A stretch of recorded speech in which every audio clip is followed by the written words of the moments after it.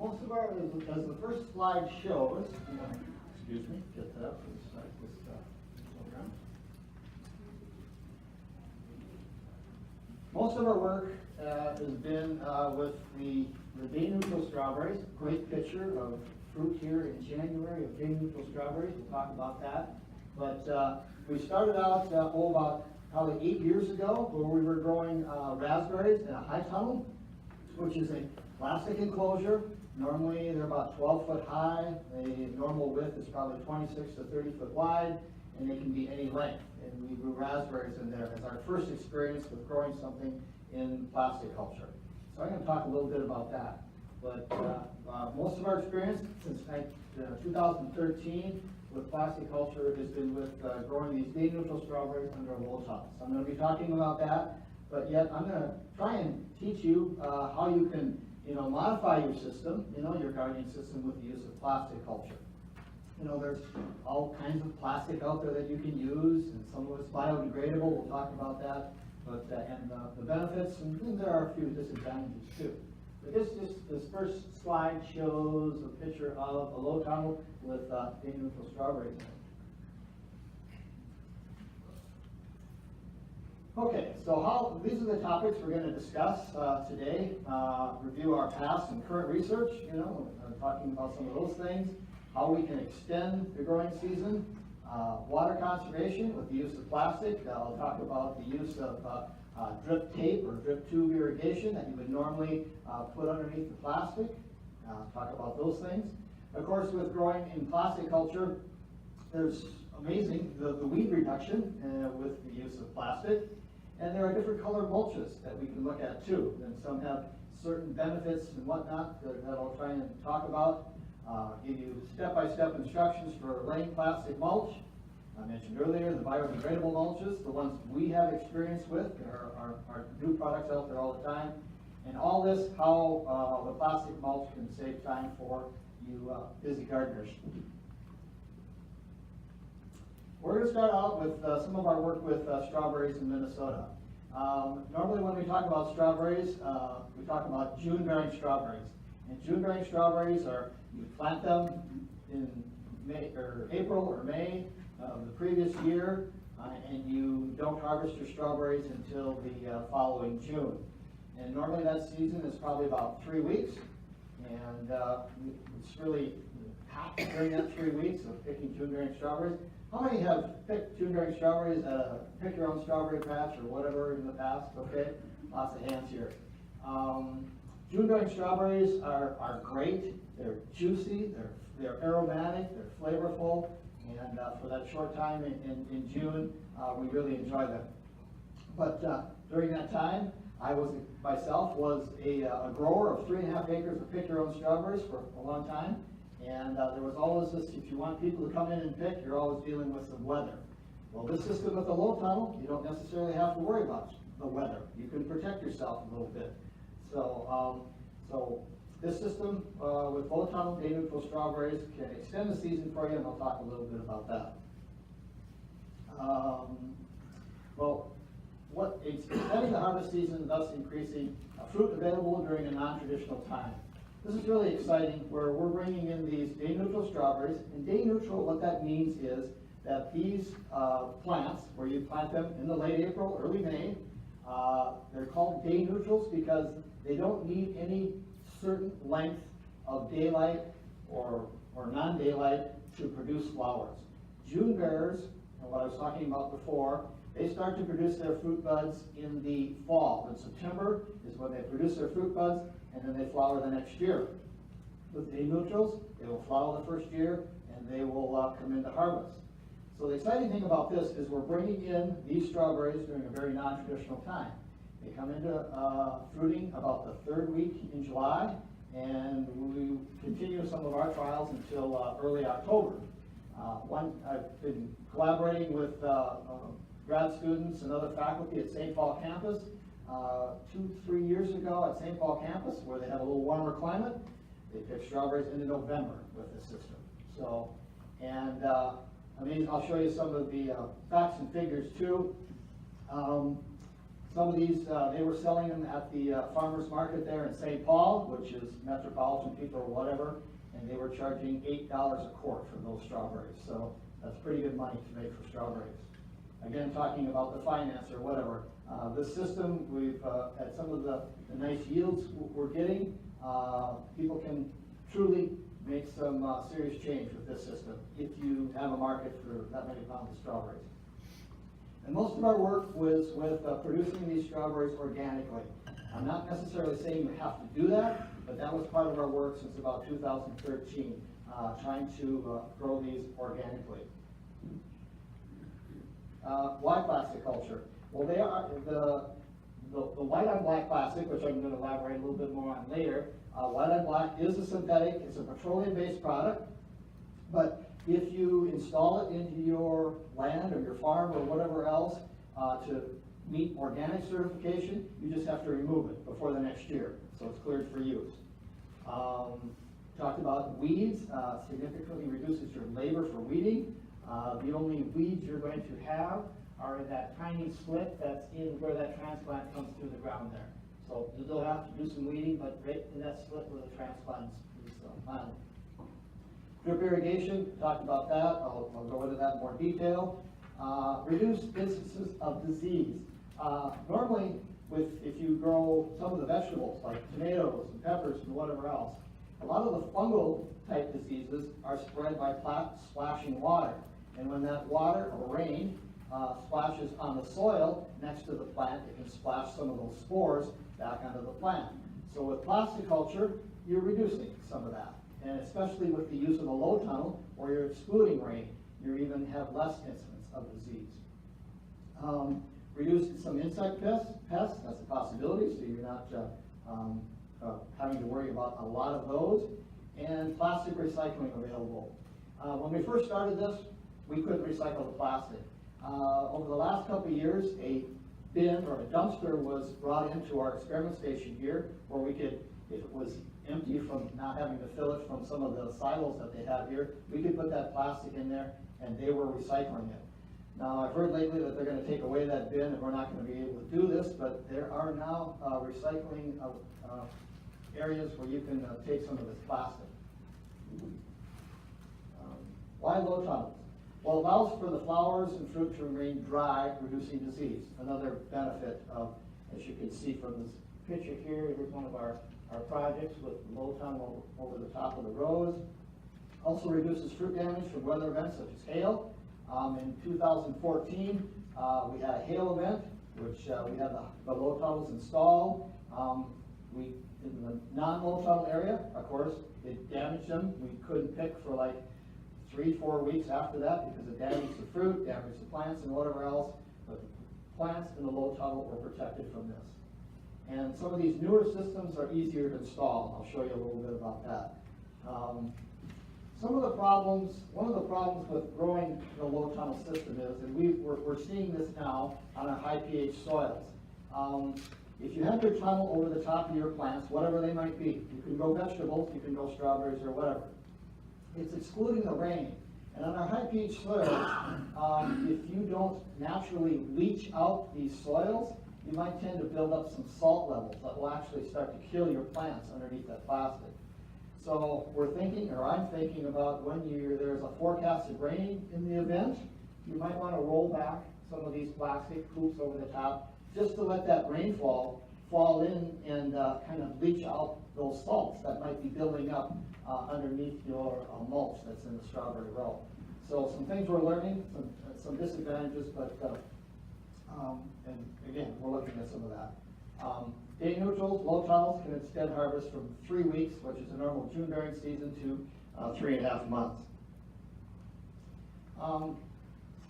We developed our own low tunnel system, just worked with a strawberry geneticist who's out of Beltsville, Maryland, works for USDA. Dr. Kim Lures introduced me to this system way back in about 2011, 2012. And so she had kind of a homemade system of creating these low tunnels, which we used, or we manufactured, so to speak, for over 2 years. But then this company came available called the Bois. They are out of Quebec, Canada. And The grand prize that we have today is going to be one of these Dubois retractable low tunnel systems, but we found that it truly has some advantages.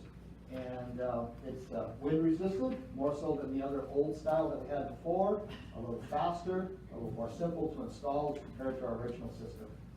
And it is actually less costly than the original system. If you were thinking of installing a system over many rows or acres or whatever else, with our old system, it used to cost about $300 for 100 foot. And that includes everything, okay? Not just the materials, but the labor to pick your strawberries, the fuel, everything from A to Z, about $300 for 100 feet of row. And now we've reduced it about $213 for 100 foot of row by this system. There are some concerns. You can see in the picture, we have some slight tearing of the system showing up there, but it tears, but it doesn't actually rip. And sometimes we do have to replace it. Original system that we had was a 4 to 6 mil thickness of plastic. It helped with heat retention come October, more so than this system, which is just a 1.5 mil thick plastic. And sometimes when we're in a wind or whatever, an event, these sides tend to slide down a little bit. We just have to keep rolling them up, and we normally have them rolled up about 60 to 20 inches up off the ground to offer some ventilation. These hoops, though, they do have ventilation holes in there. So when we're early in May, when it's not so hot, and in September, October, we roll these sides down, and they have ventilation holes in the side that will keep them somewhat cool. So that's most of the time when we roll them down is in the spring and in the fall. If you're interested in this, there's a website there. They have a nice website, and a 50-foot kit costs you about $270 with all the attachments. This just shows a picture of some of the strawberries, some of the varieties we've picked we've tried these varieties: Albion, Monterey, Portola, Seascape. Seascape is an oval, day-neutral variety. It's been around for a very long time. Really sweet, but the production is not quite as good as some of the other varieties. And so these varieties are actually born and developed in California. We call them California day neutrals. If you go to the grocery store 10 months out of the year, probably your strawberries are coming from California, and they are the same varieties that we are trying to grow in Minnesota. Denise, this is your hands here. One of our coworkers this last summer, a promising new day neutral variety called Cabrillo. It's from a company called Panasa, and there's a website right there if you're interested in looking this up. This was an interesting variety where it was about 3 weeks later than our normal varieties. It came in about the first or second week in August started, and it continued strong until about October 2nd. But as you can see from the size, I mean, these are in Denise's hands. They are very large fruit. And great uniform size, appearance, good flavor, held up well in the refrigerated storage. And we piloted it was a non-replicated trial. It was just one row of this particular variety that was donated from this Panasa company. But individual fruit size, we measured in grams, it was a little over 16 grams per individual fruit. And I've been doing this for a long, long time. When you're measuring individual fruit size, this is just off the charts. You know, normally, if you get about 12 grams per individual fruit, it's excellent. Again, this is off the charts. Okay, if you just want to look at some of these yields that we've had from this particular, this is taken from some earlier data. Back in 2013-14, we did a lot of work with St. Paul and their low tunnels and non-low tunnels, comparing the two systems. Non-low tunnels is just the raised bed with the white on black plastic, but no tunnel over the top of it. Okay, and here's our comparison where we did in the same year, 2013 and 14. Most times we beat out St. Paul we just got great soils here. But if you can get anywhere between close to 1 pound, and you can see most of those, there might be a few of them that are a little smaller. If you can get in close to the 1 pound area, that's per individual plant. That's a pretty good yield. Just to point out, this year in 2013, this Portola did 2.1 pounds per plant, which is, again, double what you would probably like. And it had an unbelievable yield of 38,000 pounds per acre. Normally, we're averaging over the last 6-7 years, we're averaging about 17 to 20,000 pounds per acre. But if you would take that yield and you would run that over 1 acre, you would net about $28,000 per acre. So, selling that many pounds of strawberries. Okay, now we got a video presentation. We'd like to just show you, if I can remember how to do this.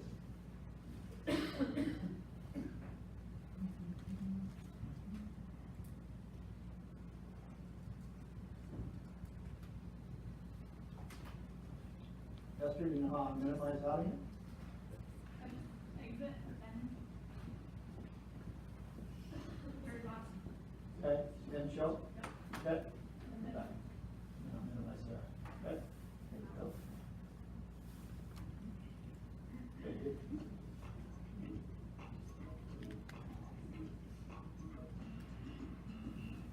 With this day-neutral strawberry system, the first thing you need to do is create the raised beds when the soil conditions are right in the spring. In order to do that, the soil has to be worked to a very fine tilt in order for the bed shaper to work and to create those nice raised beds. A 2-foot wide by 6-inch tall bed works well for low tunnel strawberries. In order to create an adequate bed, using a moderate tractor speed, about 3 to 4 miles per hour, to build a uniform bed to where the soil just begins to fall back into the bed area. Once the bed is created, it is time to install the plastic mulch. We use a 4-foot wide, 1 mil thickness white on black plastic mulch. The black is on the underside to inhibit weed seed germination, and the white faces up to help keep it cool underneath the low tunnel. This mulch is laid with a plastic layer mounted to our tractor. The whole area of the bed needs to be covered with plastic. Since the bed is 2 foot wide and the plastic is 4 foot wide, there will be an extra foot of plastic on each side. As the mulch laying machine is pulled over the raised bed, it will turn the soil over to cover the extra plastic on either side of the bed. At the same time the plastic is being installed, the drip tape layer automatically guides 2 lines of drip tape underneath the white on black plastic near the center of the bed. The drywall puncher, which is also attached to the mulch layer, makes small holes in the plastic to ensure proper plant spacing.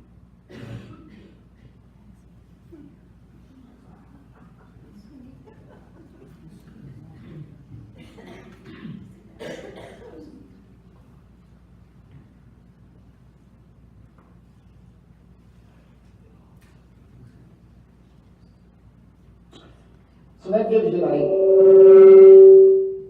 wow, sorry about that. That gives you an idea, I mean,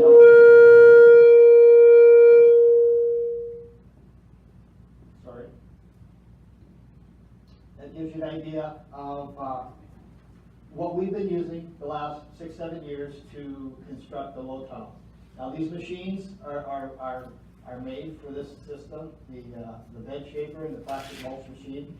If you're getting real serious about this and want to install, an acre or whatever else, these machines, they would range probably about $5,500 to $6,000 for the 2 machines.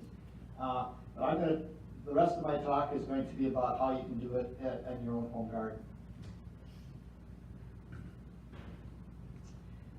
Other types of mini tunnels, other types of plastic type systems that we've been looking at is working with Dr. Mary Rogers, who's a professor at the University of Minnesota St. Paul campus, is with mini tunnels and the dreaded spotted winged Drosophila.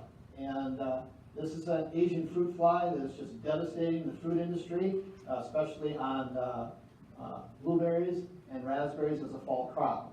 On the strawberries are not as high on their hit list, but we do continually spray here just to protect ourselves, because it's just a nasty type of insect, and we're doing work with these mini tunnels, and we've been doing it for 2 years, where we're wanting to exclude these Asian fruit flies by putting netting on the outside edges of these mini tunnels. And we haven't quite mastered that yet on the timing. You want to not exclude your pollinators, which are beneficial for pollinating your raspberries. So we want those to come in when the raspberries are flowering, but then when do we put on the exclusion netting to you know, so the spotted Drosophila does not come into these mini tunnels. Still working on that. We have this is a 5-year experiment, and this next year we'll be working on our 3rd year. So just some other ways of growing plants in a mini tunnel. So how can we extend the growing season? You know, there's plastic, there's row covers, there's tunnels. It definitely can speed up the crop development and allow you to harvest earlier. This is a picture of our raspberries years back in a high tunnel. In those years, we did it for 3 years, and we had a field trial right next door. Over those 3 years, the yield was about almost double the yield in a high tunnel, and the size of the fruit was just about twice the size of the raspberries that were growing outdoors.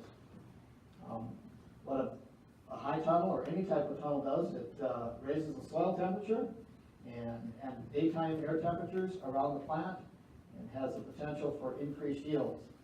With any of these systems, for low tunnels and especially high tunnels, you are increasing the soil, the air temperature in there. And with a high tunnel, I really had a bad experience with this. We had planted the raspberries, this is again 8-10 years ago or whatever, and we just built this high tunnel.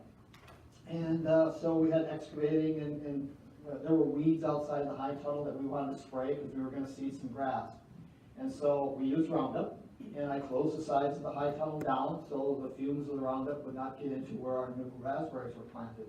And it was an early June. It was a partly cloudy day, and sprayed. It was still partly cloudy. Come back in a half an hour. Temperatures were okay, and I came back in another 45 minutes, and the sun had come out. It had raised the temperatures to 130 degrees and just fried those plants right off of the soil surface. So in high tunnels, you can really have extreme temperatures. So that's why we're growing in low tunnels. Low tunnels do not have this extreme temperature change, you know? And I'll show you some of the data behind that talks about that. This just shows a picture way back when, some of those beautiful raspberries. We had 2 great girls that did their internship on this for a couple of years and did statistics, and advanced themselves and did a seminar in New York 1 year and talked about this system. So we had fun with harvesting raspberries in these high tunnels. Talk about drip irrigation. Are any of you familiar with drip irrigation? Do you have those? Okay, a few hands go up. Well, drip irrigation is either, as it shows in the picture, is a tube, or else what we use in the low tunnel system is a flat tape, okay? This tube is probably about a 1/2 inch in size. The tube is a little bit more tougher than the flat tape. You can maybe nick this with your hoe once in a while, and it won't put a hole in it, but these are most of the tubes that we have. Thousands and thousands of feet under some of our research trials of perennials and other types of crops. It works really well. But what you need is, in this system, is a tape. You need to have a water system, and then you need to a pressure regulator that actually monitors that it's set at a certain pressure, because they only need about in between 10 and 20 psi to make them actually drip or weep.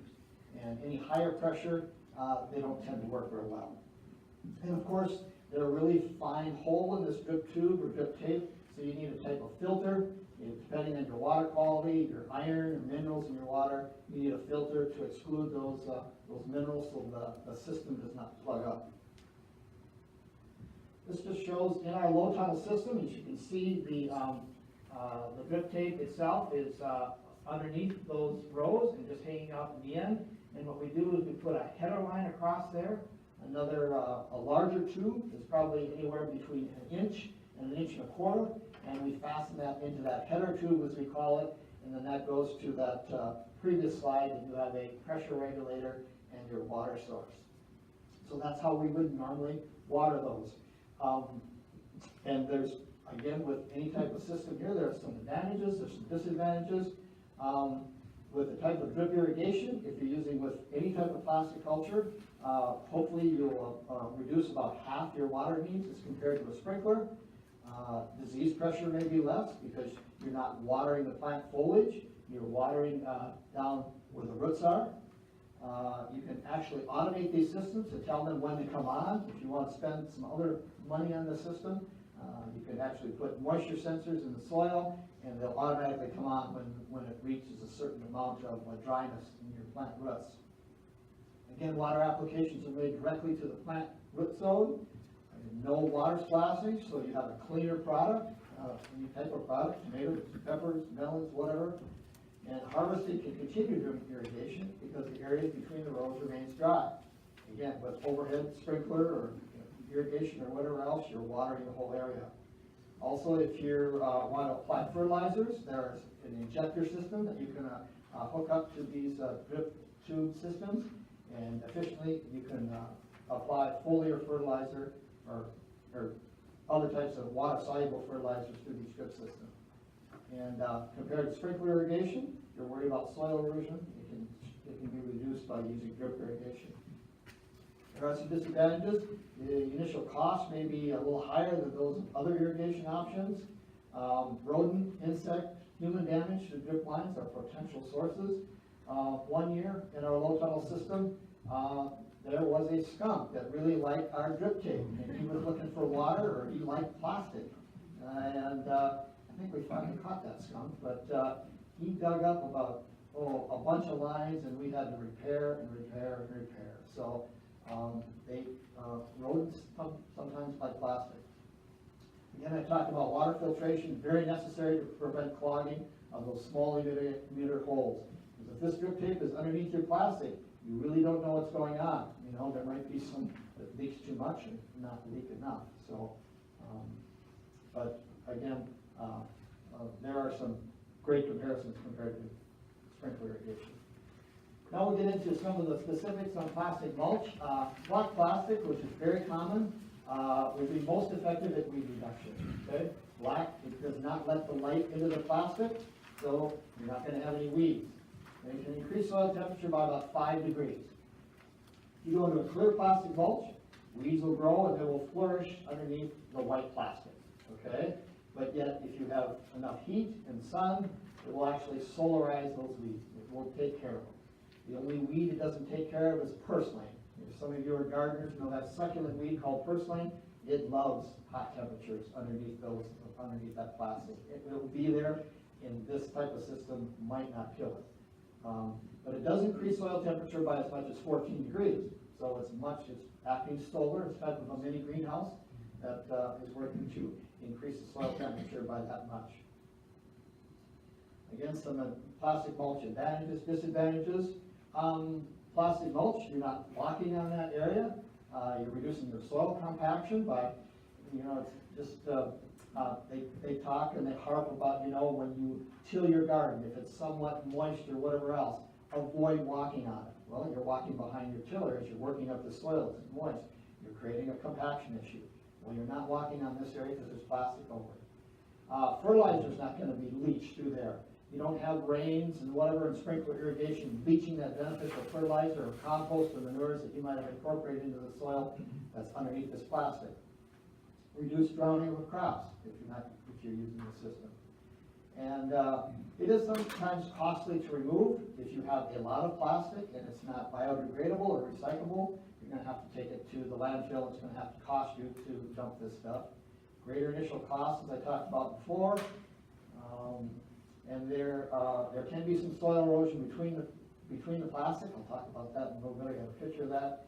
And again, I talked about the weeds that are in that hole where you put in your transplant, your seed, is an area where you're going to have to weed. We've tried some work with living mulch in between rows. This is our latest effort in the last 2 years, and we'll talk more about this system. These are strawberry rows with no low tunnel, but we grew a crop called winter rye. And winter rye is normally planted in the fall. It overwinters for an agronomic crop, and then you harvest it the next year. Well, we planted it in the spring, and it grows pretty fast, so you have to mow in between the rows. But after several mowings or whatnot, it actually starts to suppress this particular cover crop, and then the weeds came in. So what we're doing with another experiment, if we're funded in the next couple of years, we're looking at some alternative cover crops that we can use in this system. And Dr. Frank Frisella, who just retired from the USDA Soils Lab, has been working with some of these oilseed crops, and winter camelina and winter canola. And you would normally plant them in the fall, they overwinter, and they're used for their oilseed production. Well, we're thinking we can use these to plant them in the spring. Again, winter canola and winter camelina.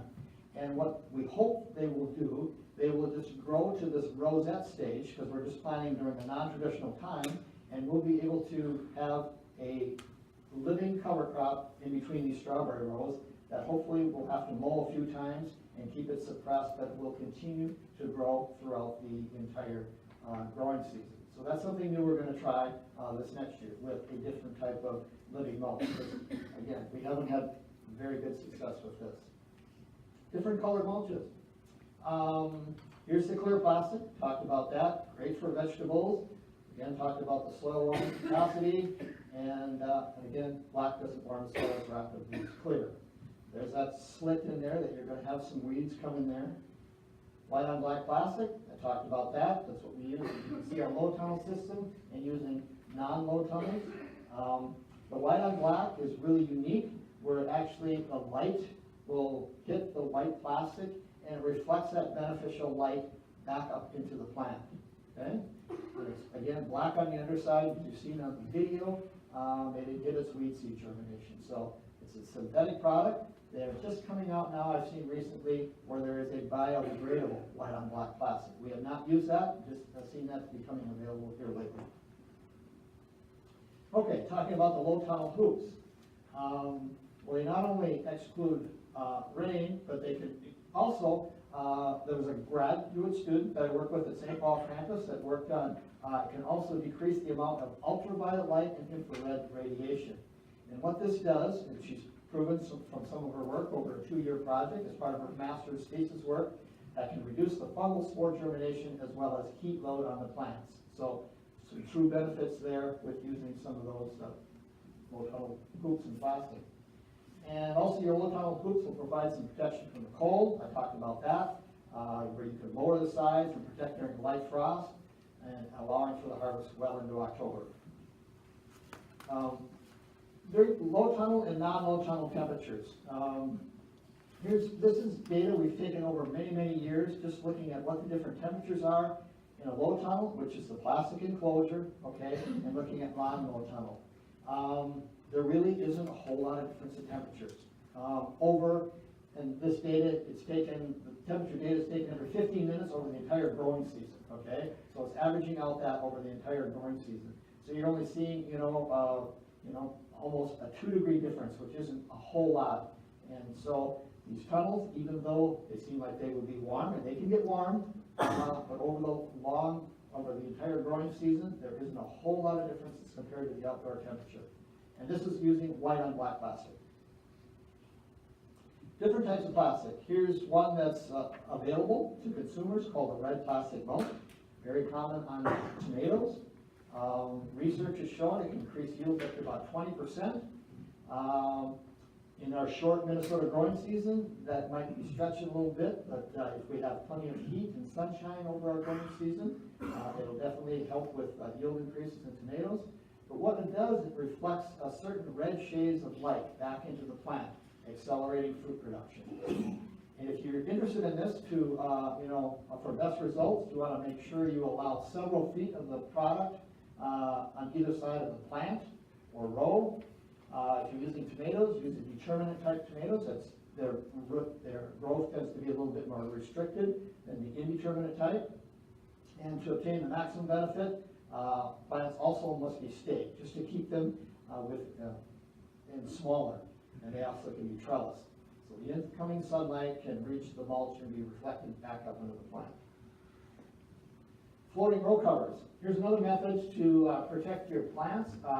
These are made out of, they're not plastic, but they're made out of spun-bound polyester, and you can get them in different thicknesses, from a 1 inch to a 1¼ ounce, I believe, to a 1½ ounce, or different thicknesses. And the thicker the product, the more protection you have, okay? And for crops, if you want to extend your growing season, you're getting the temperatures might be close to freezing that night. You can throw this over the top of your plants and you can protect it and offer about maybe anywhere between 2 to 3 degrees of protection with using these types of floating row covers. They're not put on your plants permanent over the entire growing season. One thing that we've done in the past year, and I personally use it for growing my broccoli, is we're always worried about the cabbage moth, which turns into the cabbage looper. If you don't want to spray any insecticides, floating row covers work great for putting over your plants to exclude that cabbage moth. And when your heads start to form and whatever else, and you're getting close to harvest, then you can roll this thing off, and you have plants that you haven't had to spray with any insecticide, and they're protected from the cabbage moth. And again, they're simple to use. You just have to weight them down. And I think I've got some instructions here. Cold insects, and they have different degrees of light transmission. They will let in light, depending on the thickness. Many different weights, as I've talked about, and actually the rain will go through these products, okay, which is very beneficial as compared to the plastic that we're using on the strawberries. Floating row covers, just some instructions on how to use these. Lay down the cover over the planting row. Make sure you allow some slack so the plants have room to grow. You don't want it too tight, or you might cause some injury. If the fabric comes loose in the wind, it can harm young plants by moving around a little bit. And again, as I mentioned, you don't want to use these during the entire growing season, probably just for a month or less. And when your plants start to flower, whatever might be flowering, from peppers to tomatoes to vine crops or whatever, make sure you remove the cover once they start to bloom, so you can have beneficial pollination. And row covers, they last, they can last more than a year. You can use those again and again. Here's, I'm not familiar with this type of product, but ran across it, called a green or olive wavelength. It's a sensitive plastic. Usually comes in green, somewhat transparent.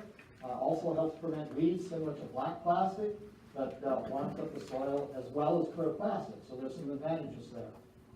Less common. It is a little bit more expensive than the black and the white and white on black. But what I read, it had increased yields in melons and some of the vine crops.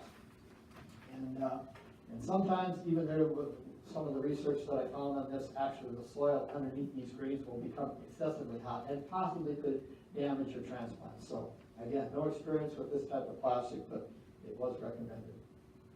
Okay, so if you want instructions for laying plastic in your home garden, you want to, hopefully if you can, it seems like we really don't have very good growing maize, the month of May these last few years. We're always seem to be a little cold, but if you can put this plastic in place about 2 weeks before planting, just to warm up the soil, it would be very beneficial.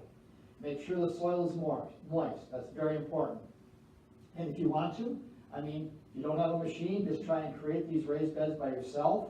We normally have a 6-inch raised bed, and the reason for the raised bed is that it isn't flat. You have 3 sides. You have 2 sides and a top, okay? So the benefit of that is that heat is going to come in from the sides and the top since it's raised. Very beneficial. Out in California, when I've been out there, we're in Ventura County, where there's 60,000 acres of strawberries, and their raised beds, are probably about that high, so they get plenty of heat to increase production. So, but a slightly raised bed is very beneficial.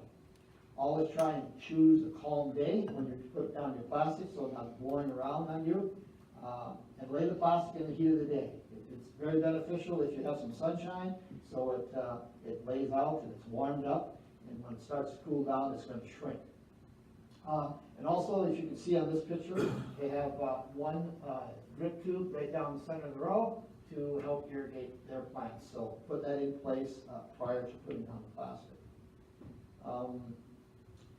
So the rain that falls on the soil, not covered by plastic, will move laterally, possibly, if you didn't have drip tape irrigation, there is going to be some lateral movement from rainfall to supply your plants underneath that plastic with water, or else you can just water with a hose or a sprinkler in that little slit where you put in your transplant. When you are laying this plastic, make sure you pull it as taut as possible and weigh the edges down the soil. It has to be tight, and it has to be covered on the edges. If you have a little area that isn't covered with soil on the edges, in our windy area of west central Minnesota, the wind will pick it up and it will take it away on you. Prior to putting down the plastic, make sure the soil is even, okay? It's really, is fine and flat, and there are no rocks and whatnot, and it's not uneven. What happens is the plastic absorbs the sun's energy and conducts through the soil, touching the plastic. So again, it has to be fairly smooth, and that plastic has to be touching the soil. If there are any pockets in the mulch, the plastic will not transfer that heat. That's important here. And if you just use the plastic, you can cut or burn holes in the plastic to put in your transplants. And where the holes are, you put your transplants or your seeds in. A new product called Bio360 biodegradable mulch.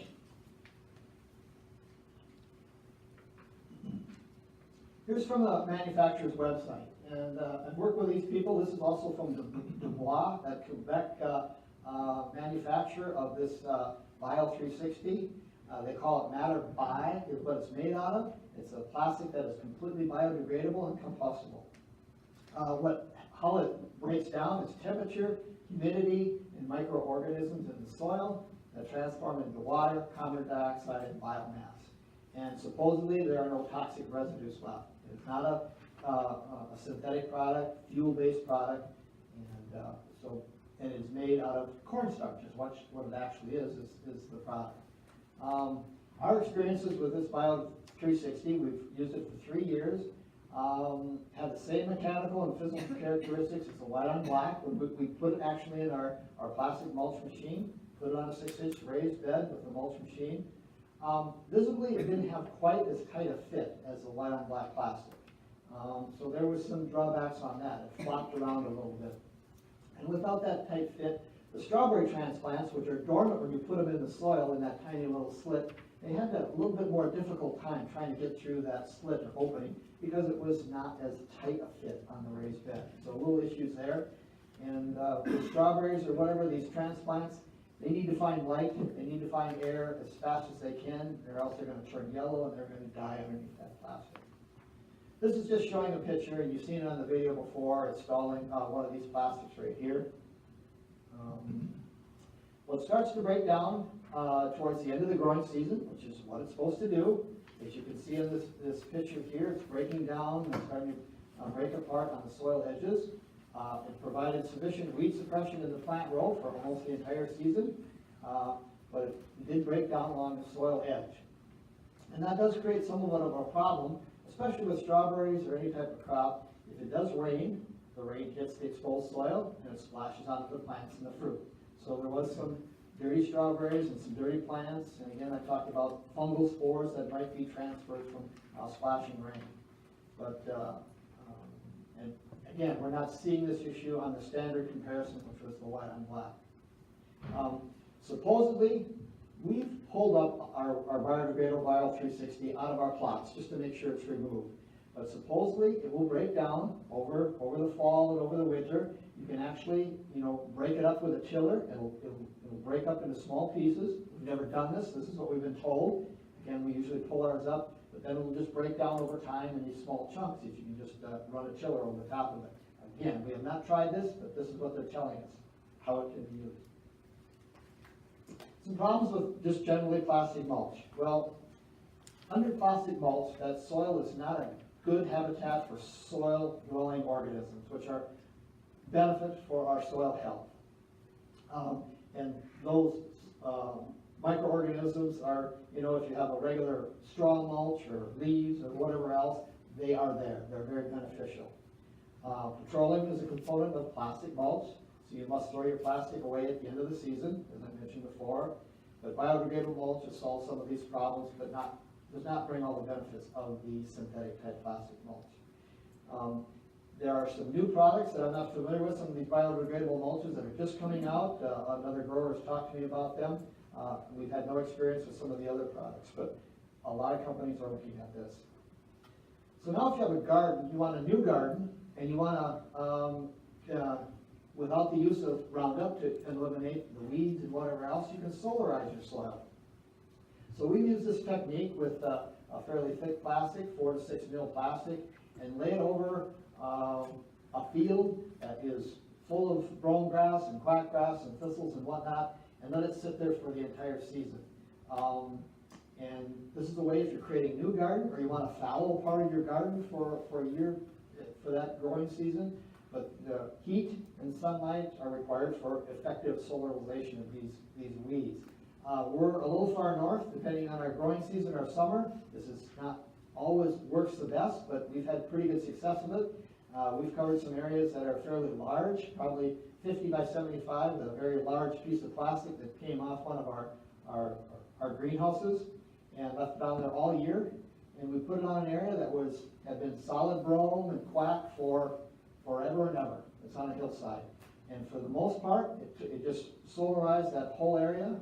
And soil temperature underneath there is 100 plus degrees for parts of the summer, and it took care of all those weeds. So that's what we're using in some of our deer fence exposures that have to be grown organically. This is what we're using as a preferred method to control the weeds before we plant in there.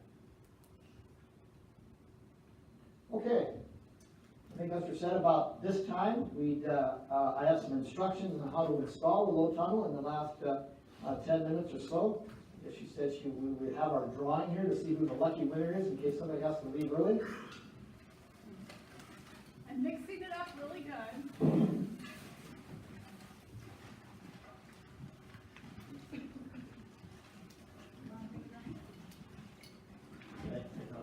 I'll have Steve grab it out of there. Okay. Drum roll, please.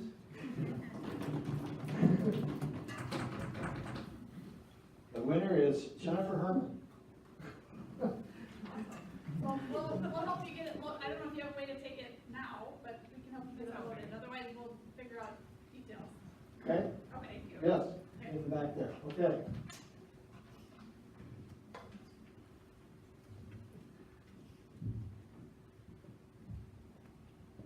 Okay, now, since we have a winner, and there might be others that are interested in this, we'll talk about low tunnel,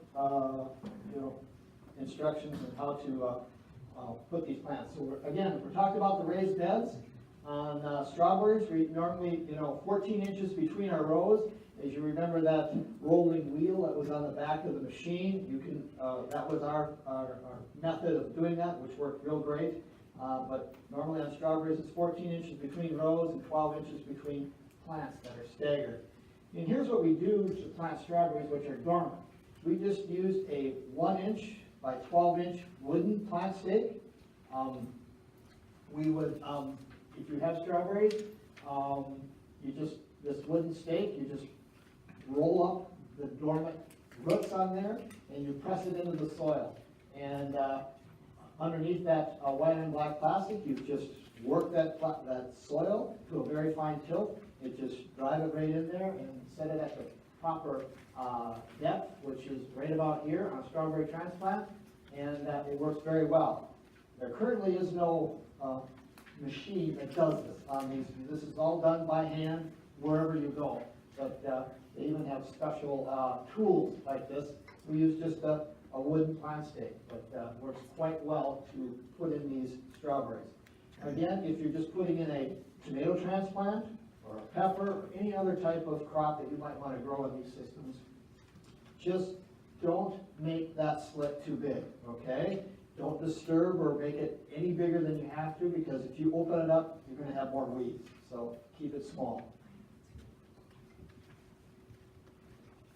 Okay, with raised bed with low tunnels, this is an earlier photograph of when we used, before we were testing living mulches. We used landscape fabric in between the rows, which is a method if you have any type of fabric to inhibit weeds in between the rows. It's a method that we used for about the first 4 years. There are the hoops that are placed every 5 feet down the rows. This particular one is a rubber-coated anchor that you would put in at a 30-degree angle on the end, and the plastic goes over the top of that. And then there's this anchor, this pipe that's being hammered into the ground. I'll show you in a minute how that is fastened. Here's a raised bed, just showing some of the tools. Again, there's the drip tape, again, the white on black plastic. These are fastened put in the ground every 5 feet. And then these anchors right here. And those anchors are put on both sides of that hoop, but in every other one. You don't have to do every one, just every other one. and that holds them in for the most part, unless you get a lot of wind or whatever else that might pull up these occasionally, but these anchor and hold those hoops down to the ground.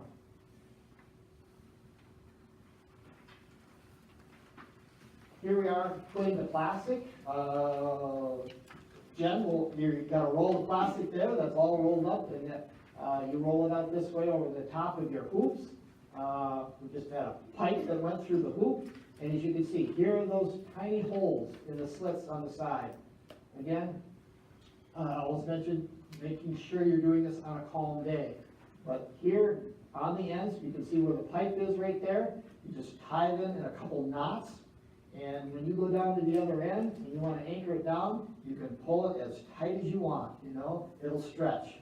And to make it very, very taut, you can pull it down towards the other end, and you tie it off in a double knot on that pipe right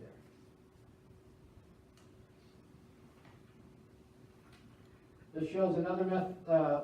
Once you have the plastic on there and you've got it anchored or tied down on either side, you're using these elastic straps that come with the kit. And they're elastic straps that hook on those anchors that you fasten to the ground, and that elastic strap holds down the plastic on that hoop so it doesn't blow away. And again, there are occasions where the wind will whip it to one side or the other, but for the most part, you just put the plastic straps back over the top. Denise has plenty of experience. She can show you hands-on how to do this, how to put these back up and take them down. But that does hold it for the most part for the rest of the growing season.